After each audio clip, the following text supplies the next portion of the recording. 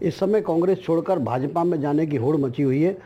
पिछले कई दिनों से वो नेता प्रतिपक्ष उमंग सिंगार जी लगातार यहाँ दौरा कर रहे हैं। हम उनसे ही जानते हैं, सर ये भाग क्यों रहे हैं तो?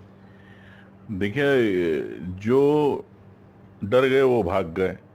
जो सत्ता के भोगी है वो परिवर्तन कर लिया उन्होंने पार्टी का, और कुछ लोग जो भारतीय जनता पार्टी की ईडी या सीबीआई की जांच से डर गए वो भाग गए। लेकिन मुझे लगता है कि कांग्रेस के सच्चे सिपाही जो आज कांग्रेस के साथ खड़े हैं, इसीलिए मध्य प्रदेश के अंदर 38-40% इतने सालों से गए चुनाव से अगर वोट मिल रहे हैं तो निश्चित तौर से कांग्रेस एक मजबूत स्थिति में है।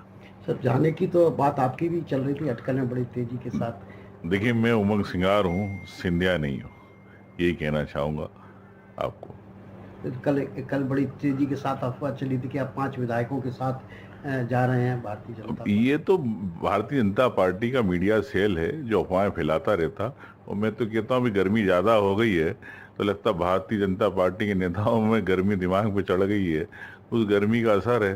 तो अब चाहे जो बातें बोल रहे हैं। तो इंदौर में सर, इंदौर में कहाँ चूक हो गई आपसे कि आपका प्रत्याशी मैदान छोड़ के भाग गया, या क्या लगता है आपको, क्या मामला है?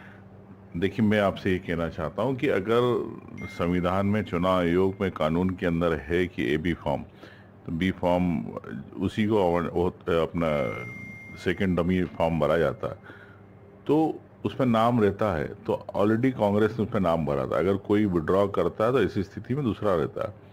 लेकिन देश में तो कोई कानून और नियम की बात नहीं हो रही।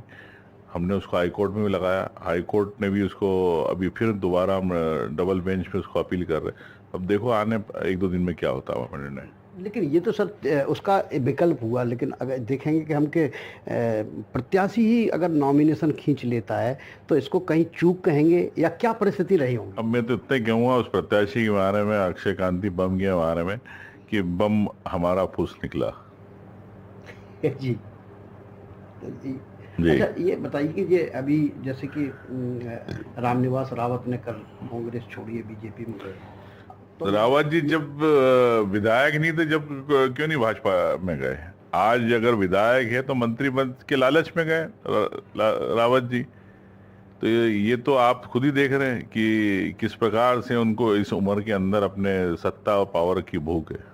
लेकिन उन्होंने तो आरोप लगाया कि जब नेता प्रतिपक्ष का चयन हुआ तो उसमें ये देखा ही नहीं गया कि परफॉर्मेंस किसका है, हम तो इससे नाराज हैं। नेता प्रतिपक्ष का चयन पार्टी ने किया, और रही परफॉर्मेंस तो पूरी कांग्रेस उनका परफॉर्मेंस देख रही है कि अब जिनकी निष्ठा ही कांग्रेस के हाथ नहीं, ऐसे लोगों नेता प्रतिपक्ष क्या बनाए। लेकिन उनका तो कहना, उनका तो सीधा सीधा आपकी तो वही तो मैं आपसे कह रहा हूँ, पद के भोगी थे वो। अगर पद नहीं मिला तो चले गए, तो अपनी माँ को भी ऐसे ही छोड़ दिया उन्होंने। कांग्रेस पार्टी एक तो माँ थी ना उनकी। लेकिन अब तो मतभेद की खबर तो जीतू पटवारी के साथ भी आ रही है कि आप साथ साथ नहीं घूम रहे हैं।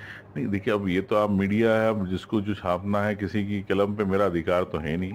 लेकिन अब हम लोग सब साथ हैं और सभी साथ साथ काम कर रहे हैं।